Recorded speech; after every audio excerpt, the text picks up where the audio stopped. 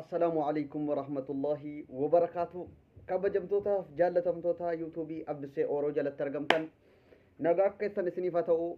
Waan nama gammachiisu baay'ee waan abdii namatti toru baay'eetu dhagahamaa jira jechuudha. Oduun kunis akka himamaa jirutti ummanni Oromoo abdii guddaan isinitti haa dhagahamu gammadaa yeroo dhihootti akkuma bara 2014-15 keessa abdiidhaan akka bilisoomnu fuulduratti argaa turre ammas akka haaraatti bilisummaan as dhiyaattee jirti. Bilisummaan duubatti deebii hin qabne as dhiyaattee baga gammaddan yaa uummata Oromoodha. Keessattuu warri woboo faana jirtan, warri jaalmarroo faana jirtan dhibbaan dhibbatti gammadaa. Jabeeffadhaa jaalmarroo wayifan isiniin jedhe. Jaalmarroon dubbii inni dheengaddaa dubbate keessaa akka nama aannan dhuguutti onneen aannan dhugde jechuudha. Warri sammuu qabu dubbii jaalmarroo sanarraa akka dhibbaan dhibbatti ifiippiin dadhabdee duutee jirtu ummanni akka jiruun callisus an dhibbaan dhibbatti durumaan uxiin xalaan ture jechuudha. Gaafa ummanni keenya callisu istiraateejii qabsoo jijjiiree karaa hidhannootti seene malee yoo karaa cufu qeerroon badee jira. Qeerroon Jimmaan keessaa hin callise, Harargee keessaa hin callise, kan falmataa jiru kana kutaa kana qofa sun isinin dhibin. Ummanni bara 2014-15 dhagaadhaan karaa cufee dullaadhaan falmataa ture har'a rasaasaan bosonatti jaalmarroo bira jira jechuudha. Waraana dheengadda eebbifame gaafa argu gammachuu bakka ummanni Oromoo kun yoomuu gabroomuu hin danda'u. Gaafa immoo Jawaar asiin mana hidhaa ka'amu jaalmarroo rabbiin asii olitti kaase. Mootummaan kamuu ummata Oromoo gabroomsuudhaaf yoo dhufe ofii isaatiif caba malee ummata Oromoo cabsuu akka hin dandeenye abdii nutti horee jira. Dubbii jaalmarroon dheengadda dubbate keessaa Itoophiyaan yeroo ammaatti raafamaa jirti. Raafamuus qabdi ni raafnas jedhe. Yoo raafamuu baatte aannan qammane taati. Yaa dubbii jaalmarroo aboo wallahi itu badugba aannan nama obaasa bar namni dubbii isaa sana dhaggeeffate hin quufamusa.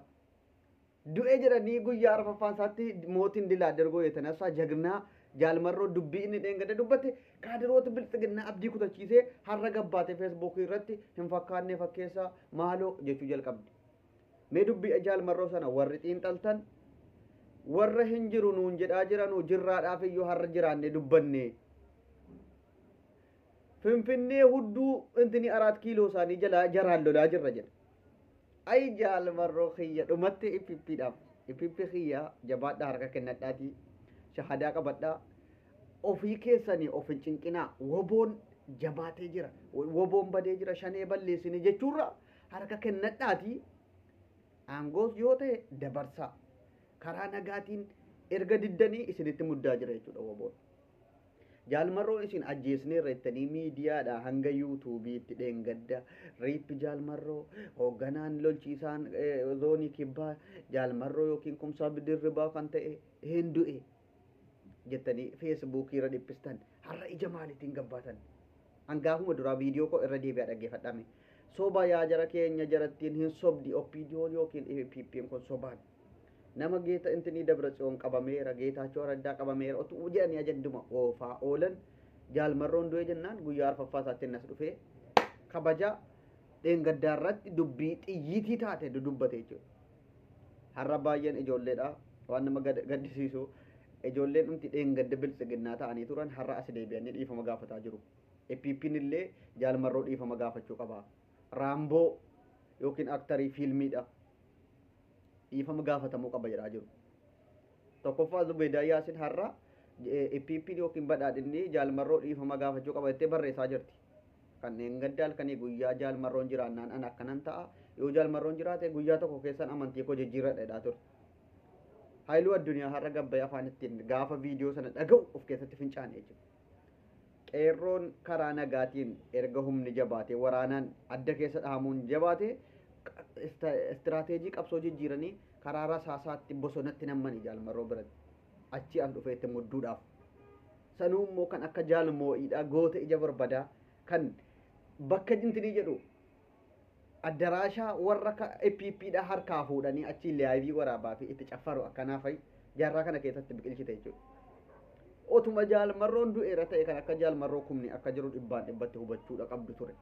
Gabbaatanii sooshaal miidiyaa irratti miidiyaa habashaatiin miidiyaa 300 meeqa irratti jaalmarroo ajjeesnee jirra, jaalmarroo mootuwaal, jaalmarroo እንደዚህ ሆነዋል jechuurra ay jaalmarroo kiyya Itoophiyaan raafamaa jirti, raasuus ni qabna.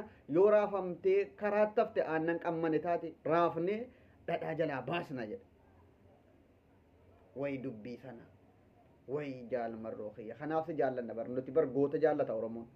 Goota ni jaallanna dhugaanis ni jedha. Gootni jaallatamus ni qaba. Kan nu jaallatuufis kan nu jibbuufis du'aa har'a geenye, kan nu jaallatu immoo wajjiniin du'aa jirra. Galanni ummata Oromoo ofii du'ee nu jiraachise har'a nu gahe jedhe.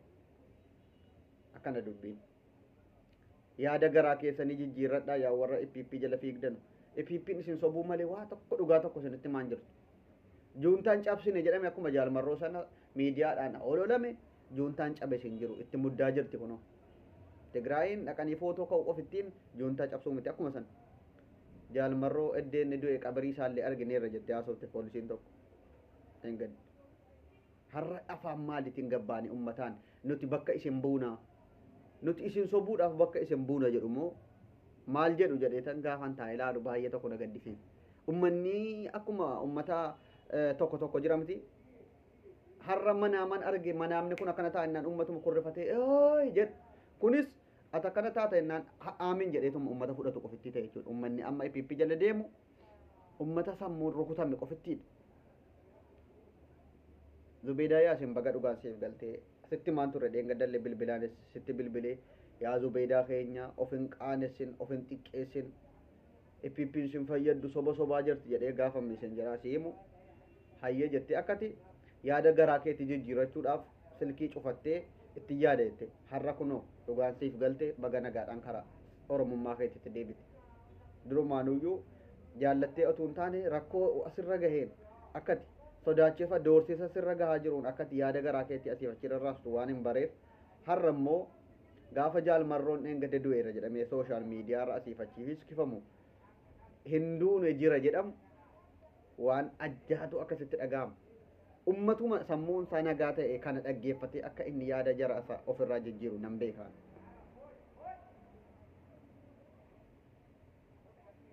Akka inni yaada garaa isaa jijjiiratu nan beeka kana dhaggeeffatee. Maaliif dheengadde jaalmarroon du'e sooshaal miidiyaa dhibba meeqaan odeessan gaafa soba ta'e inni viidiyoodhaan gaditti bahee dubbatu. Maal jechuuf ummanni kana laalaatuma lakkii ijannu jaamme jedhamoo mee warrumti kana laalaa deeggartan. Ijatu nu jaamee jettaniiti moo maal jettaniiti mee nutti himaa.